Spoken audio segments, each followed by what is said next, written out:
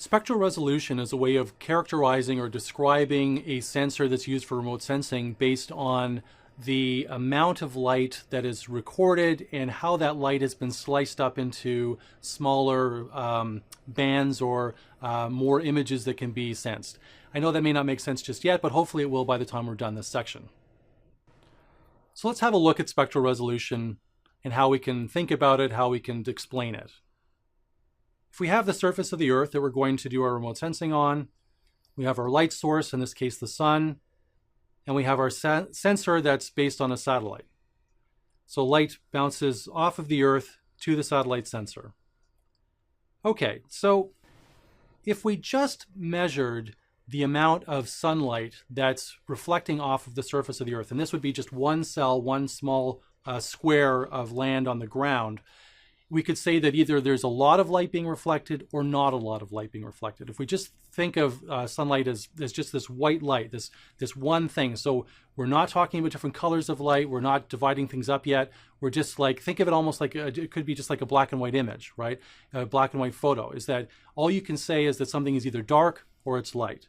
And so you'd be able to give each one of those a number, but that's all that you have to work with. So this would be considered a low spectral resolution because you just have one thing that you can measure in terms of the amount of light. So if we have a square on the ground, and let's say this is an 8-bit image, so we have a range of possible values from 0 to 255. And so for this particular location, the amount of light that's being reflected has an amount that turns into a number that's 64. So that's all we would have to work with for that cell, that piece of land on the ground, is we could say, oh, it has a 64 is the amount of light that's being reflected. Now, what if we do this again, but we split the light that's coming from the ground before it hits the sensor? So as the light is hitting the satellite, let's just imagine, I mean, the technical way that this is done, or the technology, is way beyond our conversation here, and I don't pretend to understand completely how all of it works, but just imagine it this way, is that the light that's coming from the Earth goes through a prism and then is divided up or split into blue light, green light, and red light. And so then imagine that on the satellite, there are 3 sensors, not just one. So it's not just measuring white light, is it bright or not bright, but it's measuring how much blue light is there coming from that one square on the ground, how much green light is coming from that same square on the ground, how much red light is coming from that. And it's collecting that those 3 different amounts at exactly the same time, simultaneously.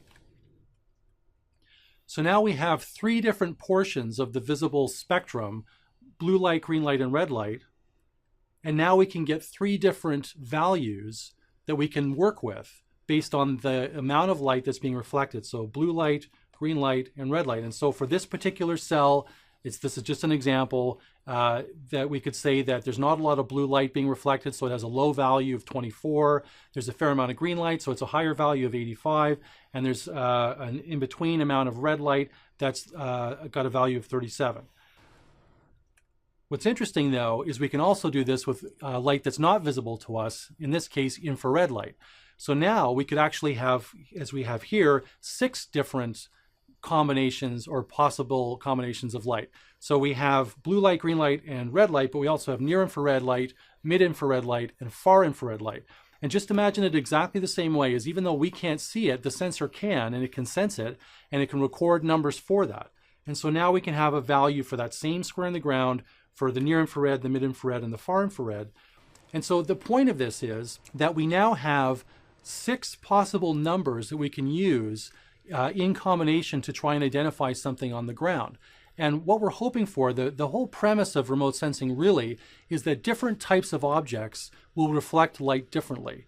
And that if we can discover patterns to the way that those reflections work, if the same type of material always reflects light in the same combinations, then we can build up this library in our minds or on paper or on a digital file to say that when we see this combination of these different bands, if we have a lot of blue light and not a lot of red and this much mid-infrared, then maybe that means it's this type of material. Maybe it's pavement or sand or a crop of corn.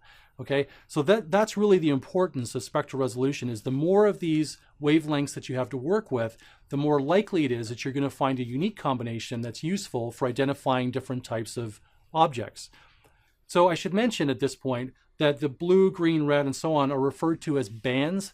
The more, I think, formal term is wave bands, but often we just call them bands of light, or they're bands of the spectrum. They're sort of sections of the electromagnetic spectrum. So this slide, I hope, kind of illustrates what I was just talking about.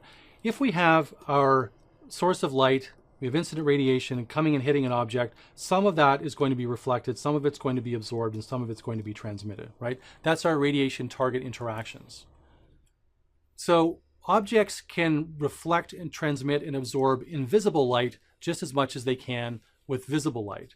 And so the idea here is that we're trying to find these different combinations of reflection, and really what this comes down to, of course, is that there's a certain amount that's reflected and another amount that's absorbed or transmitted, but we're only able to record the reflected amount, and that's what we're able to work with. And so the more possible combinations we have, the more likely it is that we'll be able to find a unique combination that we can use to identify something.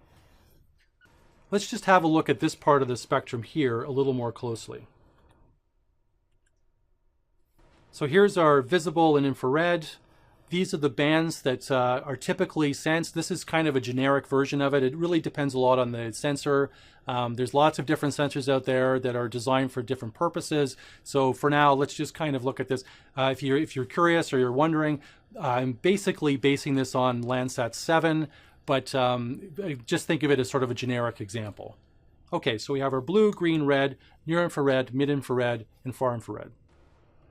And so with Landsat 7, these are actually assigned numbers. It's useful for you to know this because when you get your own satellite data, that's what it's going to be referred to as, like, which bands do you want to work with, and there are numbers, and you just have to know what those numbers represent.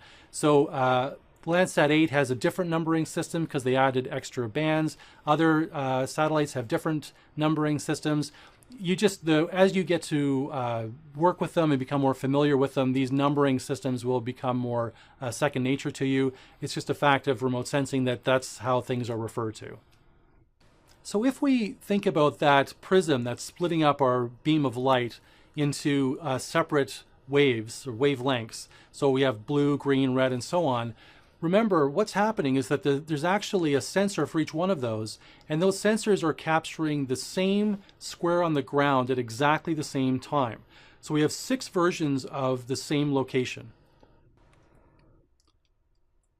So we have blue light that's captured as a blue image. We have green light that's captured as a green image. We have red light that's captured as a red image.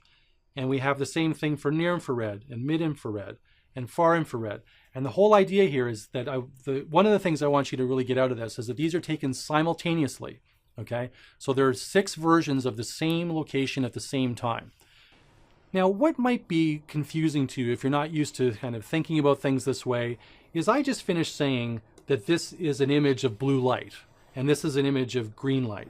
Well, then why the heck is that image not looking blue to us? Why is it not that this one looks blue and this one looks red? Okay, so the first thing is that you have to remember that these are just cells that have values, numbers. And the convention is that we give a value, or a cell with a value of 0, a gray scale of black, and the top of the range, so in this case it's an 8-bit image, so that would be 255, gets a value of white, and then all the numbers in between get a value of gray that's in between black and white. That's how it's done. So you end up with a black and white image. So it doesn't matter what type of light is being sensed. The whole thing here that I want you to get in terms of interpreting these is if you see an area that's bright or looks white on this image, that means it has a high number. So for this particular image, that's the blue light image. So if it looks white on that image, that means it has a high number. That means that's a lot of blue light. If it has a low value, it will look dark on that image. That means that it's not a lot of blue light. So that's a way for us to be able to interpret how much blue light was reflected at a particular location. Same thing with the green. If you see a bright area on the green image, that's where there's a lot of green light being reflected. Same thing with the red. There's a lot of red light being reflected. And so what you may start to notice with this, and I'll show you bigger versions of this in a second, is that you can look at the same type of land cover, so trees in a ravine or water, and that they will look different based on which band image you're looking at because they are reflecting different types of light differently. So here's a better look at the blue image. And so you'll see, for example, that this is Lake Ontario here. So it's one of the Great Lakes. We have a ravine here. So this is an area with fairly dense vegetation in Toronto. This is a large park. This is High Park. This is, let's see, the downtown area here. Okay. And so for this image with blue light, you're seeing that the ravine area is fairly dark. That means there's not a lot of blue light being reflected from the trees in that ravine. The downtown area is fairly bright. That means that the buildings downtown, think of it in terms of the materials like pavement, rooftops, that kind of thing, are reflecting more blue light than the trees are. Okay, that's for now. I just want you to kind of be able to interpret those things. If we look at the same location taken at the same time, but this is green light, we're seeing a slightly different version of this. So we still have the ravines looking fairly dark, but not quite as dark as they did with the blue. Downtown still looking fairly bright, so that means a lot of green light's being reflected. Now, this brings me to something else that comes up often, is that, you know, someone might look at this and say, well, the downtown is bright, that means it's reflecting a lot of green light, but if I was hovering over downtown, the buildings don't all look green. Right, but remember, if they're reflecting a lot of blue light and reflecting a lot of green light and reflecting a lot of red light, together, those are all being reflected a lot. To your eye, that's going to be mixed together to make it look like white or something, you know, light gray or white or something like that. So that's where it can get tricky, is that this comes back to this idea of what color is and how we perceive things. If an object looks blue, like let's say water, that means that more blue light is being reflected than the other wavelengths. So it will look bright in the blue wavelengths. If I go back to the blue image and I say, well, here's Lake Ontario, why isn't that super bright? Well, it actually is relatively bright, but there are still other things. So even though water looks blue, there are other things that reflect more blue light, such as I always think of like the Rogers Center, which is a big dome stadium downtown that has a white roof on it. So because it's white and it's smooth and it's this really artificial material, it is reflecting a lot of wavelengths very much. And so it ends up looking white because it's reflecting a lot of blue and a lot of green and a lot of red. Whereas something like water is reflecting blue light, but not necessarily as much as some other types of materials. Here we have the red band.